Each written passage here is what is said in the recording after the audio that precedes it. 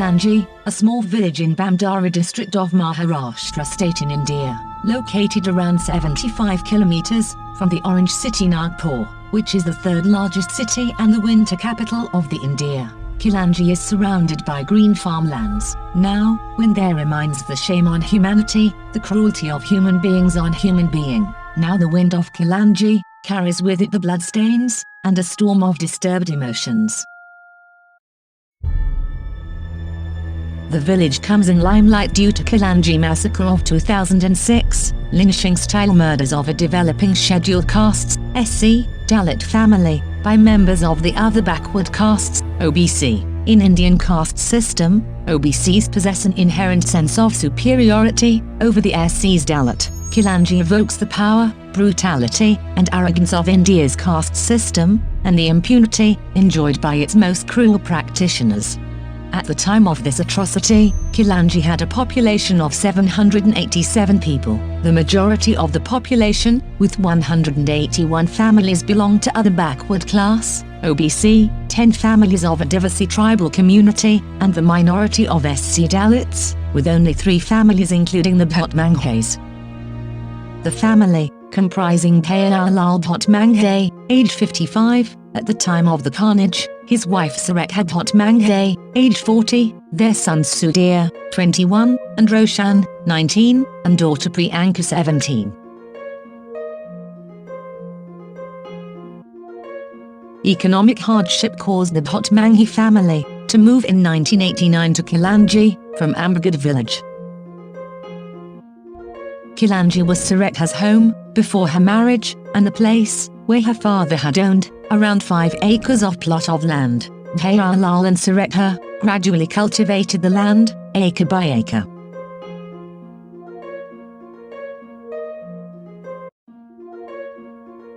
Surekha Bhotmange was educated up to class 9. She was socially conscious, intolerant of injustice, courageous, and outspoken type of woman. She therefore tended to take the lead in most matters concerning her family. Her husband Khairlal was educated up to class 4, but was very hard-working and simple kind of man.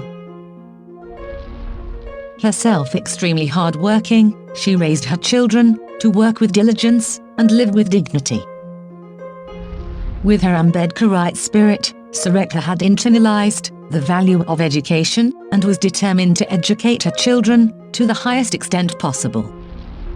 The eldest Sudhir was partially vision impaired and was unable to continue his education beyond class 3. He helped his parents at the farm.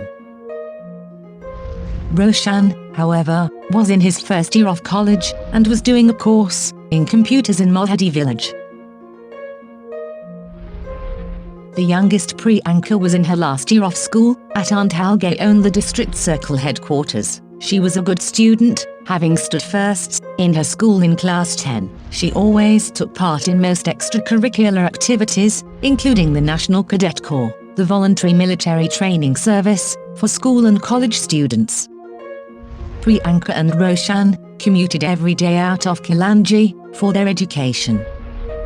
Notwithstanding their poverty, the family possessed all that symbolizes progress in the Indian village context, like education, Ambedkarite rationality, a bicycle, cultivating land, a small business to earn money, and even a mobile phone. After the day's labors on the farm, the entire household would roll beedies, leaf-wrapped, poor man smoke, to earn extra money. Hence, for a rural setting, the Bhotmange's financial condition was stable, even satisfactory. You see, I will be your proud daughter, after I stood first in 12th standard too. I too want to do good in my computers. My kids, I am so proud of you. Take the best possible education, and do better with your life and others too.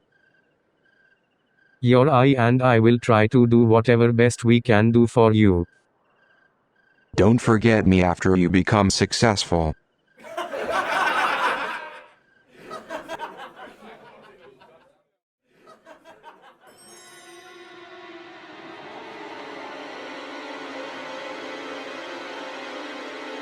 We need to punish these Maharas.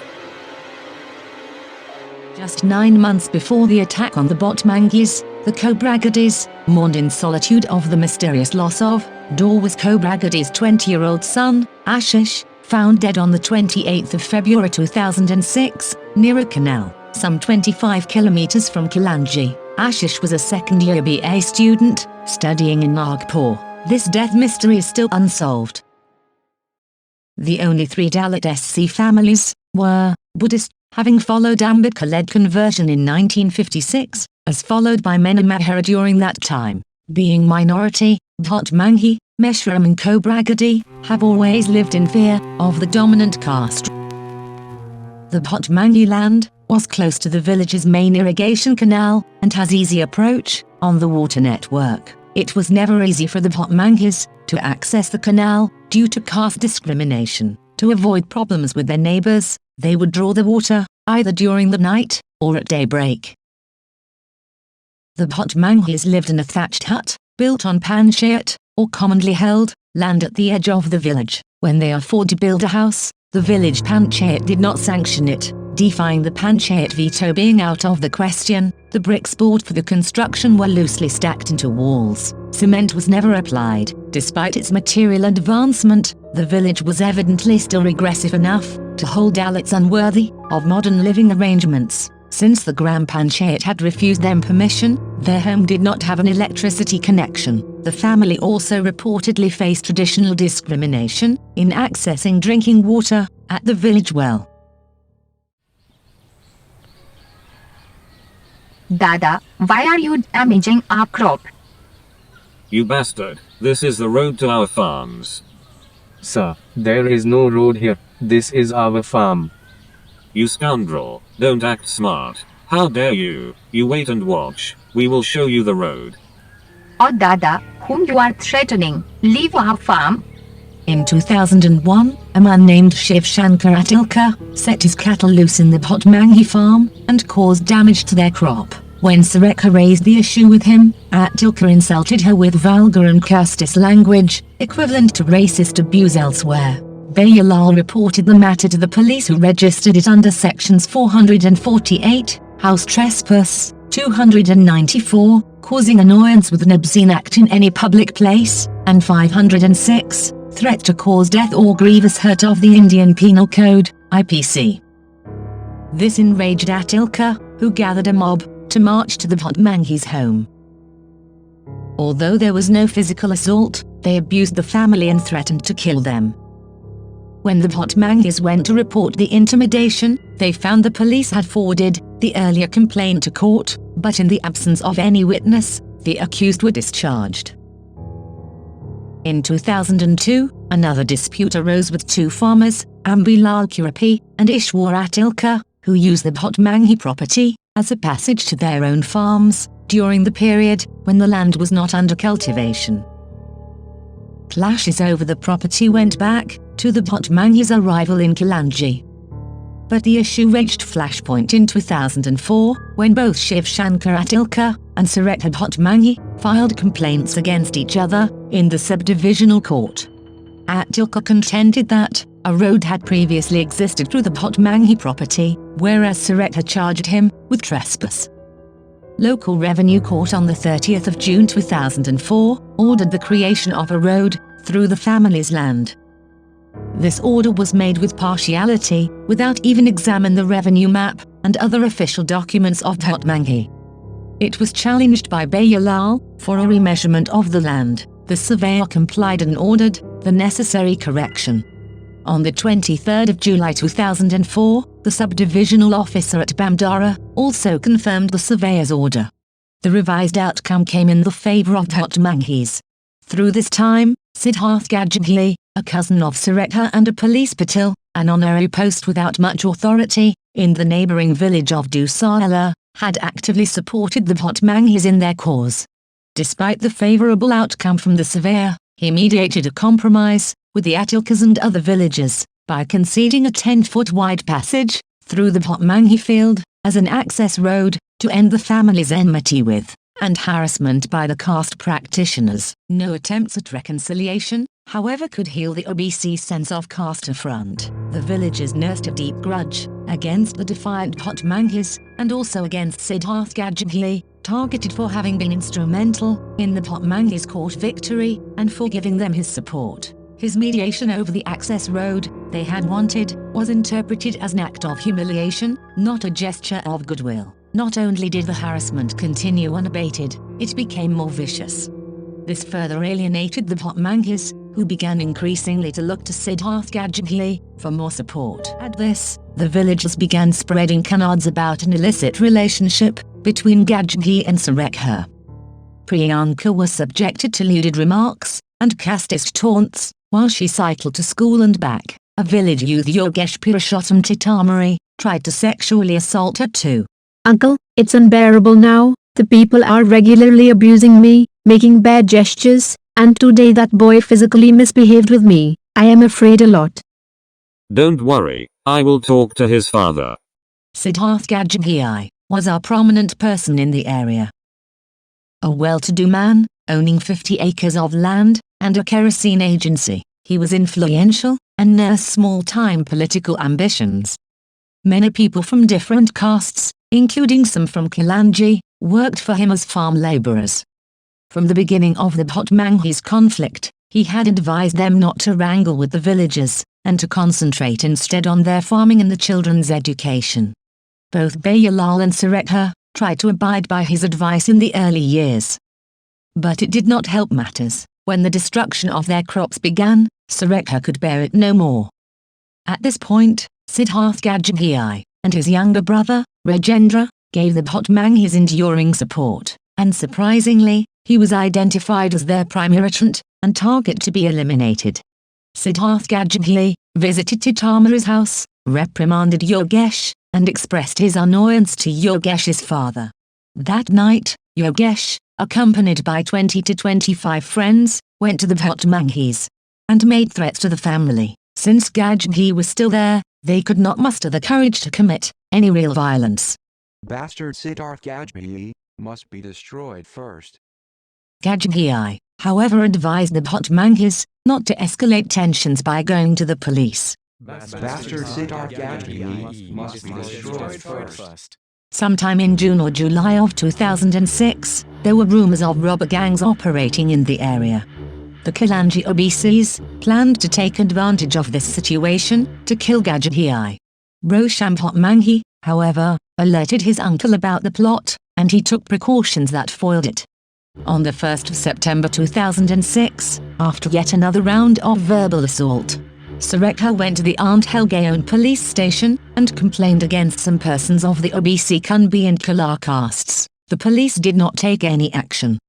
But the Khairlanji traditional caste practitioners were not to give up so easily. They devised another plan, this time for the 3rd of September. That day, Gajbhiye had come to Khairlanji to visit the Bhotmanges. While he was there, one Sakru Mahagu Binjiwa, whose wife worked on Gajbhiye's farm, arrived and demanded wages he claimed had not been paid her. An altercation ensued, and at one point, Gajbhiye slapped Binjiwa.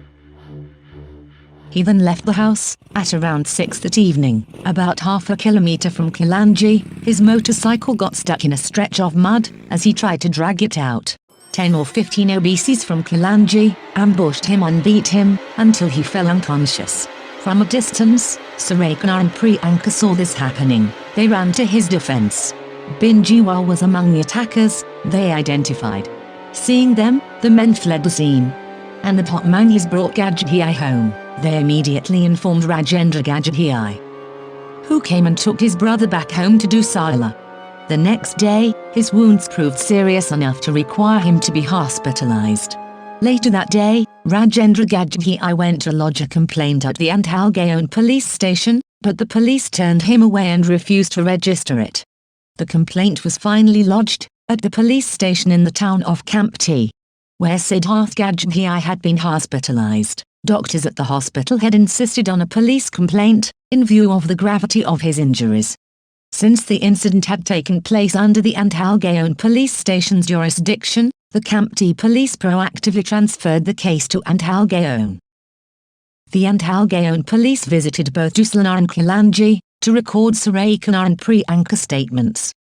At the village tea shop, the team is said to have heard threats to eliminate the Bhotmange family by Panchayat head and his team, yet the police did nothing.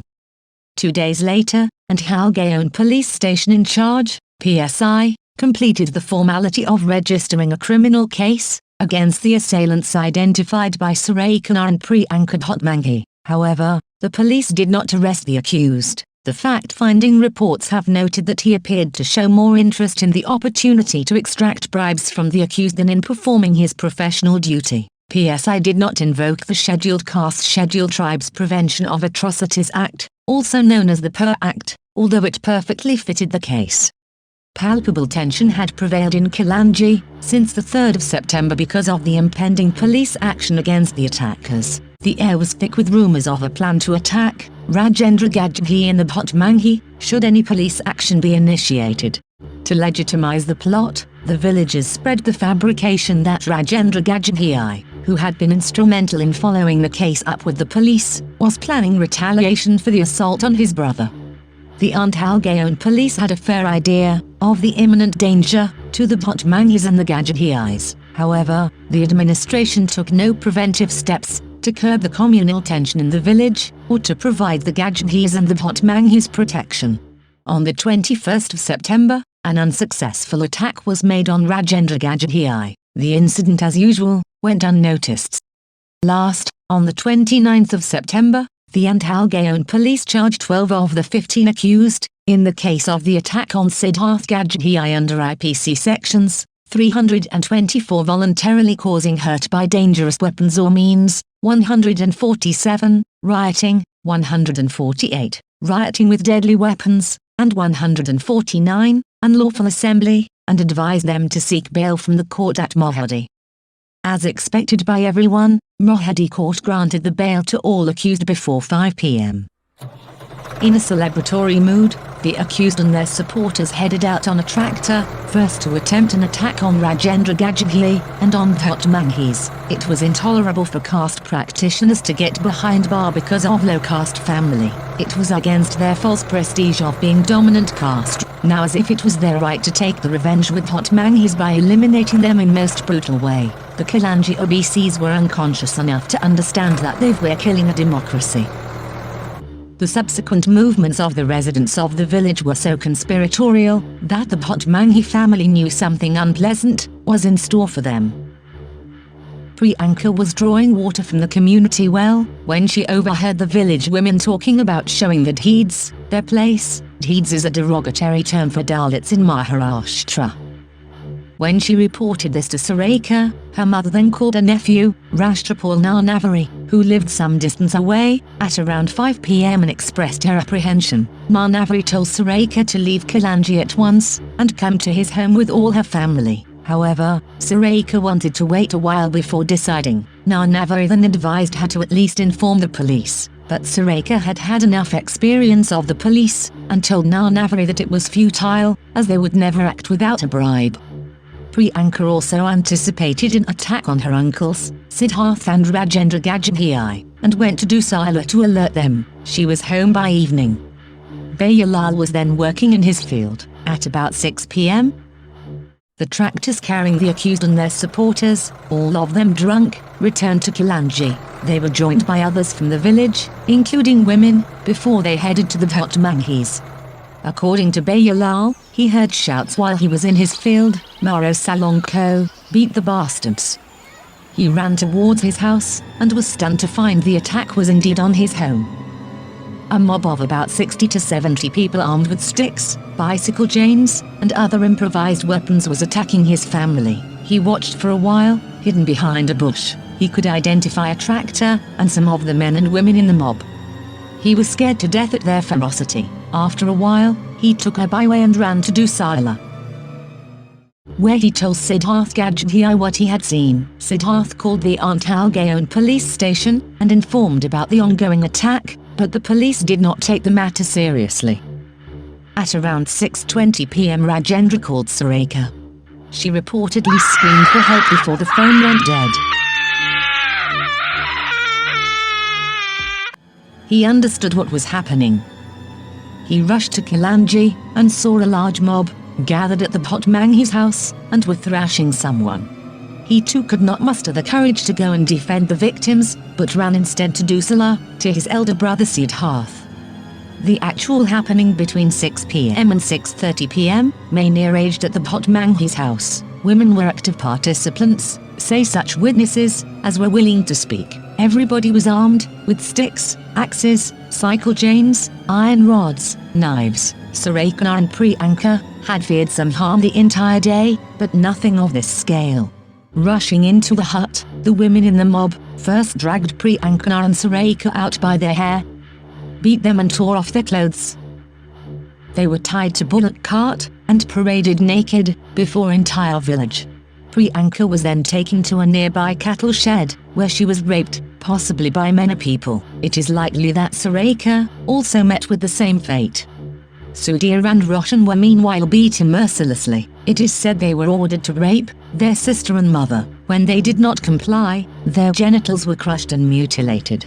All four lay helpless, as anyone and everyone did whatever they wanted to them. It is said the rapes continued, even after the women had died. The horror continued for about 2 hours. When it finally ended, everything suddenly returned to normal, as though nothing had happened. Some people brought a bullock cart, loaded the bodies into it, and dumped them about 4 kilometers away in Kano.